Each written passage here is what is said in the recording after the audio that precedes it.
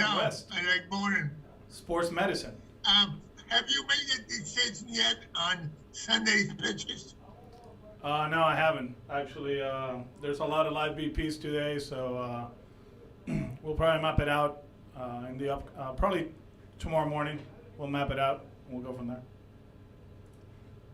How much has spring training um, changed? It used to be that starters would like to go nine on opening day. Now, I think most managers would be happy for five. Five and die, Johnny. Five and die. That's where we at right now. It's hard to compare eras, right? The 70s, the 80s, the 90s. It's just different, and there's a lot of information that we have now that obviously we didn't have when I play, and even before that. I have these conversations with my mom a lot about baseball. She still wants me to bunt, and let my guys go eight and bring the closer. She's old school. But I always tell her, Mom, when you grew up, you didn't have a cell phone. Now you got an iPhone, the latest version. So she's in tune with everything that it goes on with the phone. So baseball-wise, there's a lot of information that is provided, and I know those guys were horses. Gibson and Koufax and Palmer, Kurt, Randy, Pedro. But I don't know. It's the era we live in. Youth baseball has a lot to do with the way pitchers are growing, right? You go to these showcases, and they ask you to throw hard, not to survive 5 or 6 innings. You don't play travel baseball to win a World Series, Little League World Series. You just go there to showcase yourself. How you do that? Throwing hard. So I think it's not only at the big league level that's happening. I think what's happening before. I was watching Miami, Florida this weekend, and those guys were going 3.5, 3 2/3, 4 innings. So I think the pitching development is not only at the professional level. I think everybody has to do a better job before that. I was referring to the 1950s with Whitey Ford and Tommy Brewer. Can you talk about Devers and how do you get him off to a strong start? You got that question from Lou, but I was here, I was listening, but he'll be okay. He's a guy that obviously throughout his career, he's a slow starter, so I don't know. He's in better shape this year than last year when he went to summer camp. I think he understands his swing a little bit more better. I think. I don't know. Hopefully he gets a good start, but I think at the end, the numbers will be there. He's that type of hitter. There's guys that they start fast and they finish slow, and with Rafi it's the other way around. So let's see if he can put a whole season together. It'll be fun. How good a player could he be? What? Excuse me? How good a player could he be? Oh. How old is Rafi? Rafi is what, 24? 24? He put one of the best full season, as a 22-year-old kid 2 years ago. So he'll be as good as he wants to, and he's putting the work. He's put the work this off season. He made some adjustments, like I said earlier. He went to Boston, spent 3 weeks. He went to Tampa for a month. He was here early, so that's a good start. And he's putting work on the field. So looking forward to see him in the lineup every day and do his thing. Hit the ball hard. Is he in a little bit of shape this year? You'll see him. You'll see him probably. He's coming. He's gonna talk later. You'll see him. So I'm no one to judge, but he looks great. He looks great. Thank you. Alex, when Rafi struggled last year, and then again when you were brought back after the season, a lot of people theorized that your return could get him back on track? What is the nature of your relationship, and why do you think maybe you have the ability to either push him or get through to him maybe better than some others? Well, I told JD yesterday, I'm going to tell Eddie, I'm going to tell Rafi. If you guys have monster seasons, you guys are going to give me a lot of money and an extension, you know, because everybody feels that they're going to have great seasons because I'm here. That's not the case. You know, I just have good relationships with everybody. He was good before I got here. Last year, he had, you know, it's only 60 games, and you see the numbers. And as you guys know, his second half that's when he does damage. So we just have a good relationship. I'm always paying attention to him. You know, visiting him in Dominican early. I think we connected. You know, like I said before, this is more than baseball. To be able to manage a player like him at such a young age, actually, you know, he caught my eye in 17. You know, he was the most relaxed player in the Red Sox team in 17 against the Houston Astros. He was smiling and enjoying the moment, and he caught my attention. And when I start working with him, he's a joy to be around. He enjoys the game. He's great. He has a lot of passion. So, you know, if he goes off and he hits, let's say, 350 with 40 doubles and 40 home runs, it's him. It's not me. I'm just here to manage the team. But you know, I'll take the credit. You know, I'll take it to ownership and see what they can do if that happens. But it's not about me. You know, if JD has a great season, it's not me. It's just him. The hard work they put. Eduardo the same way. We just, you know, we connect. We have a great relationship, and we get along good. Alex, are you guys using the new baseballs in spring training? To be honest with you, I haven't even asked. You know, they feel. I mean, I check today. I'll let you know later. Yeah, I'm not sure. Okay. I'll check with Tommy. Hey, Alex. Hey, Alex. This is a question I've asked a few managers in recent days, which is the ability to hit with 2 strikes an undervalued asset in today's game? 100%. 100%. I think, you know, although people don't play the infield lane that much anymore, right? Because you're defending lanes, but you know, infield back, man at third, 1 out. You don't put a ball in play with 2 strikes. That's not just another strikeout. You know, that's a bad strikeout. So you have to put the ball in play. So there's certain situations that I think over the course of the season, you get like 30 at bats, probably 35 at bats with men at third, less than 2 outs. And the way we're gonna be preaching this, because we struggled last year offensively with men in scoring position. It's like those 30 at bats, just, you know, surrender to the team. You know, those are team at bats. Just put the ball in play, do something to get that guy in. You know, the rest of them, 600, 500, whatever at bats you're gonna get, hey, do your thing. You know, I mean, if your numbers are where they're supposed to, it contributes. But there's X amount of at bats that we want them to give to us, and that's men at third with less than 2 outs. And we're gonna be preaching that, and that's not only Dahlbeck, it's Christian, it's JD, it's Xander, everybody in the lineup. You know, there's going to be 30 at-bats that they're going to mean a lot to us.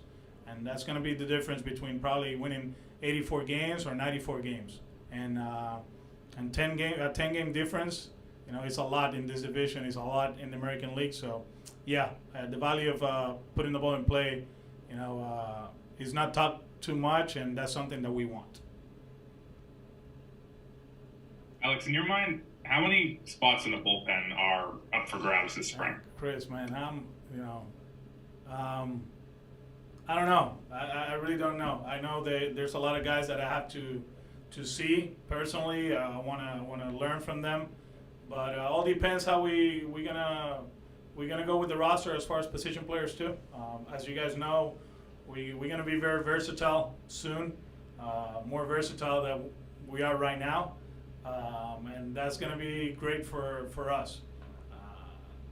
And if we can actually, you know, go with less position players and more pitchers, so be it, because these guys are going to be part of this team. They're going to help us to create matchups. We can move them around defensively, and they're going to help us to actually protect the pitching staff. It's odd to say it, but our position players will give us room, margin to maneuver our pitching staff. So when we make those decisions, it's too soon. Obviously, there's going to be probably some spots that are going to open up, and we got some good ones. Some good pitchers here that can do the job at the big league level. Alex, volviendo a Devers, el año pasado fue una temporada bastante difícil defensivamente para él. ¿Qué tú entiendes que fue lo que pasó el año pasado y qué él tiene que mejorar para combinarlo con ese bateo que sabemos que él no puede hacer? Yo creo que es muy importante que se mantenga con su rutina y eso es algo que uno como jugador temprano en su carrera a veces la cambia. Y él puede jugar defensa, nosotros lo vimos en el 2019. Rafi en la Serie Mundial, en los playoffs en el 18, también fue tremendo con nosotros. Todo el mundo se olvida de la jugada que hizo para la derecha. Yo creo que fue Machado que le dio darle un juego y la cogí y tiró. Tú sabes que él te enseña lapsos de que son sólidos, de que es un tercera base sólido, pero también te enseña lapsos que no es sólido y que comete muchos errores. Y yo no sé si es la frustración. No creo que es la falta de ser atleta, mueven muy bien los pies. Yo creo que en el tiro he visto unas cosas en los primeros días que podemos mejorar, que eso es cuestión de repetición. A lo mejor añadirle un poquito más a su programa de tirar, que tire largo. Eso es algo que los jugadores de infield no hacen mucho y Enrique lo hace. Yo creo que estando alrededor de Enrique lo va a ayudar mucho a él también. Y otros infielders que son sólidos en cuanto a su base, cómo hacen las cosas. Nosotros no queremos, ojalá que sean un Nolan arenado. Wow, eso sería increíble. Pero lo que nosotros queremos es que sea un tercera base sólido, estable y que haga la jugada de rutina. En el caso del roster, 26 jugadores para este año. ¿Tú has contemplado empezar la temporada con 6 abridores? Eso es un tema que se ha hablado desde noviembre y hay personas que están más arriba de mí en cuanto a la parte médica que nos ayudan a tomar esas decisiones. Y yo creo que es muy temprano de hablar de eso. Algo que sí somos capaces es que tenemos profundidad este año. Además de los 5 que están ahí también, además tenemos a Eduardo, tenemos a Evaldi, tenemos a Richards, tenemos a Houck, tenemos a Martín, tenemos a Andrés, tenemos a Pivera. Tenemos profundidad y yo creo que eso es lo más importante que tenemos ahora mismo en cuanto al cuerpo de lanzadores y no es el tema de 5 o 6 o si vamos a ser creativos. Algo sí que tenemos, como te dije, somos profundos. Alex, sorry, Johnny, go ahead. how much would the team miss Jackie in center field if he's not here? I mean, Johnny, I don't like talking about free agents. Obviously, I have a relationship with Jackie. I know how good he can be, but I'm telling you, we got some good players here, and athletic players that they can play defense. They're versatile.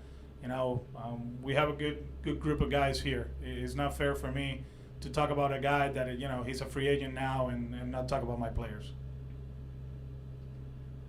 Alex, a lot has been made of Xander being a leader, maybe the leader on the team, and you played on teams with a captain. A guy like Brad Stevens, he says, "I don't do captains." What's your philosophy on that? Would you ever name a guy a captain? We got the GPC here, game planning captain. We got Tech, man. We got Tech, so he's the real capitan here. So I don't, never. When I got here, we had Jason. He was a captain. He had the C. We'll make sure he got the GPC now. But I don't think we need that. I think he leads by example. He's a guy that everybody's gonna look up to. I don't know. I never thought about having a captain, but hey, nobody thought about having a GPC, and we got one. Hey, Alex, you've talked a lot this spring and Chaim about, not just looking at this team, but looking at the future, looking at developing young guys, kind of taking a bigger picture look than maybe you did a year or two ago, or in 18 when you always said, we're all in, we're all in. How does that change the way you're managing and kind of looking at building this roster? Oh, no, that's not going to change. Like when it's April 1st, it's all in. I mean, we're going to do everything possible to win as many games as possible and get into October. But obviously, where we at right now, I mean, it was my first year. I didn't know any better. Like I got here to help this team to win the World Series, so it was like full blast at that. But now, obviously, it's a little bit different to 2 seasons that we didn't accomplish what we wanted to do, and now you start looking at what we can do now, and then obviously what's coming to the future. And I've been saying all along, just watching the bullpens compared to 2019, we are in a better spot right now as far as like player development and the arms that we have. It's not that we didn't have arms in 19, but it's not the same. And yeah, I mean, Mata, he was here, but he wasn't here in big league camp. Hawk was part of the organization, but now you see it, and it's fun, and it's a lot different than what we had in 19. And we've been talking about the deeper roster, deeper organization, and although talking to Chaim, he feels like we're not where he actually envisions where we're gonna be, but we made some good strides. We're moving in the right direction, and while he's doing that, we have a good team at the big league level. So that's the cool part about this whole thing. Are there any guys that you're looking at right now who don't have big league experience yet, who you would consider, asking Chaim to put on the roster to start the year? Like, would you do that, or is it more planning for later in the season with those guys? No, I mean, there's a few guys here that they know. Actually, we're having conversations with the pitchers now, Bushy, Chaim, and myself, and some of them, they already know what they're here for. One thing for sure, like I always tell them, like Brandon Workman in 13, right? Like he wasn't here, and all of a sudden he pitches in a World Series and he was a ring. Like you're not. There's certain guys here that are trying to get ready for their seasons, and their seasons, we don't know where they're gonna start. So it's about learning and giving them information, but at the same time, giving that good impression. How you act in the clubhouse, in the weight room, and doing everything that we want our players to do to be a Red Sox, and that's part of why they're here for. And but now I think those conversations are going to be probably for later. But it's cool to see these guys, show up early, do their work, put energy into the whole process, talk pitching. So far it's been pretty cool. Alex, you talked about. Oh, go ahead, Sean. You talked about maybe trying to make better contact with 2 strikes, put the ball in play more, and yet if you look at the bottom half of what I expect to be your lineup, you've got a few guys, Renfroe, Cordero, Dahlbeck, all of whom have pretty high strike rates. How much of a concern is that, and what do you do maybe to either break those guys up a little bit, or in a perfect world, get them to make more consistent contact to be part of that approach? I mean, it all depends, because usually the bottom part of the lineups, it's hard to score runs, right? So like I said earlier, there's gonna be some guys down there that with one swing they can change the game, right? Bobby, although he struck out 40% of the time, whatever he did, he hit 8, in a small sample size. So Timmy Hires always talk about us in 18 and 19, kind of like a fast break offense, right? Like we're running around and putting the ball in play and scoring from first. I don't know. I see the NBA now, and they're going for 3-pointers all the time. Well, our bottom lineup, it's going to do damage. We have to live with the strikeouts. We will talk to them. Like I told you, like I don't feel Bobby's going to strike out 40% of the time. He's made the adjustments throughout his career. But like I said, there's going to be certain situations, and we were talking about that it's only 30 at-bats, man. Like 30 at-bats with men at third, less than 2 outs.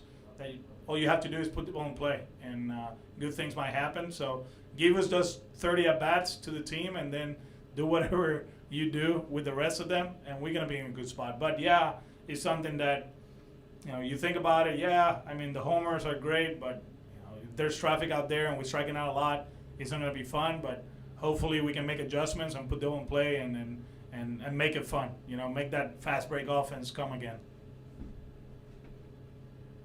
Alex, when you look at talk about leadership, Hey, Rochi. A guy like Xander, hey, on the teams that you played on in the past and managed, how would you define your best leaders? Because there's some guys like Petey that would go about it a certain way. Guys like Tech who would go about it a different way. How many leaders do you want on a team, a good team, when it comes to what you're trying to accomplish? I mean, I play with different ones. If I go through my career, the Red Sox career, Mikey Lowe was a leader. By the way, happy birthday, Mikey, if he's watching.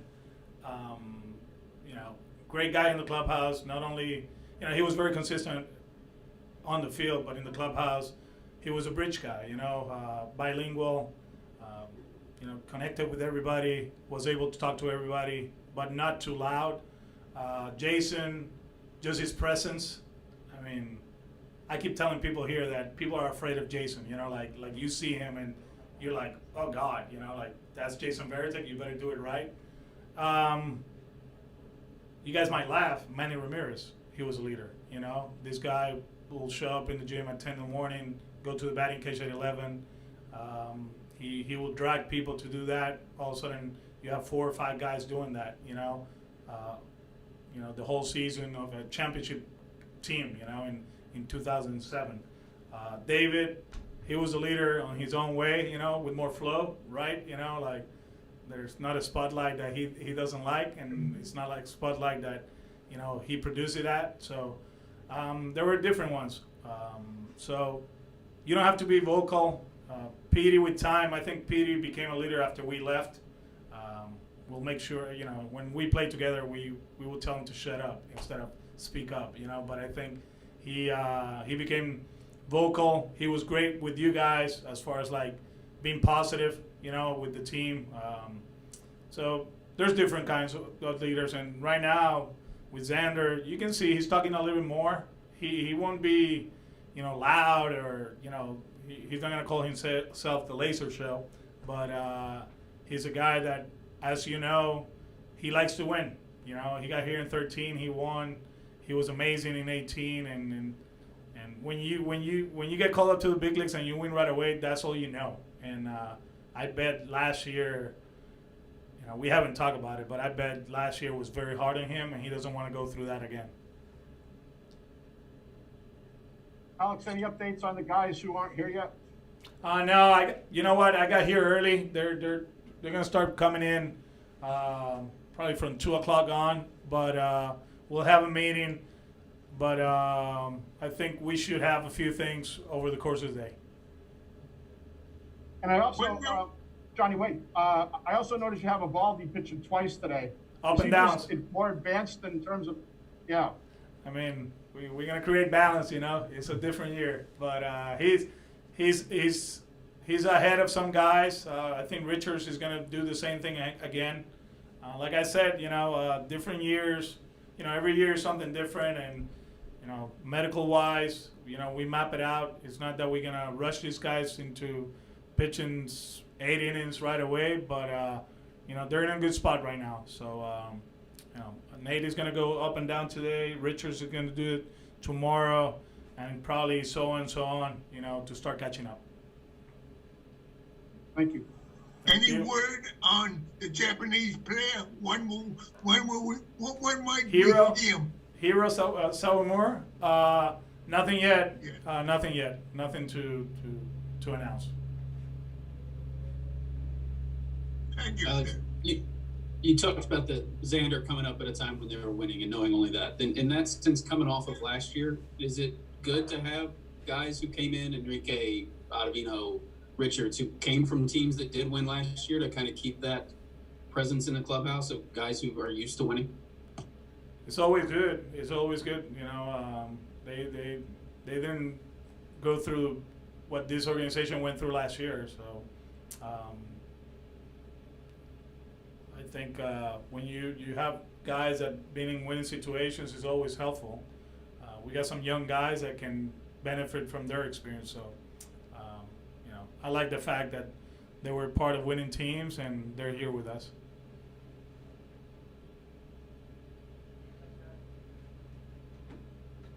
Anything else for AC? We're good. Thank you.